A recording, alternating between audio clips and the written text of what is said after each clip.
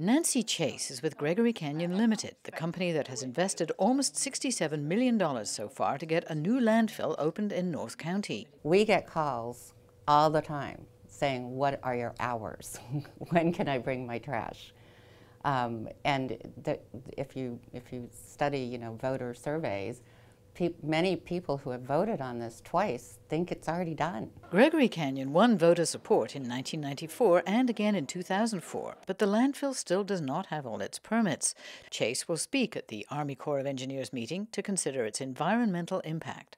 Basically to reiterate what we've said for 20 years, that this is the most environmentally sound landfill that will ever be developed, that it's a needed piece of infrastructure, privately funded, and will serve the citizens of North San Diego County on a more environmentally sound and safe and less expensive way to, get rid of their trash. So this is the site of the proposed Gregory Canyon landfill. The plan is to take 1 million tons of trash every year for 30 years and put it in this canyon, right next to Gregory Mountain. This is Gregory Mountain, what the Luiseno people call Chocla. And the entire mountain from top to bottom is sacred. Shasta Gon works for the Paula Band, which spent $6 million to try to stop the project when it was on the ballot. It is a cultural and an environmental issue. For tribes, it's hard to separate the two.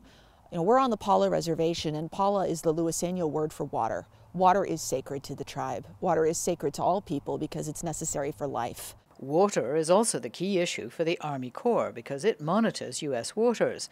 Attorney Everett Delano represents the environmental group Riverwatch. There will be over 400,000 gallons per year of leachate, as well as gases. Those are the pollutants that come off of landfills. Easily, the potential is there for them to threaten the aquifers and the drinking waters of literally hundreds of thousands of people. But Nancy Chase with Gregory Canyon Limited says the landfill is not actually on the aquifer, and in any case, it will have the world's most state-of-the-art landfill liner. And it's important to note that many landfills are not lined. There are 16 layers here, double the amount of liners that are in any other landfill is noted. Each layer has different protections. Protective cover soil, then geotextiles, various synthetic clay liners, rocks. You can kind of see it, then it gets repeated so that it's a double liner system, what's called a double composite liner system. But it is the belts and suspenders on top of belts and suspenders of liner systems. However, Ruth Harbor, who lives in Valley Center on the other side of Gregory Mountain, is not convinced. I spent 23 years of my life fighting it. That's how it has affected me. The water will be polluted, not in my lifetime, maybe not in my children's lifetime, but eventually it will be, because all liners leak,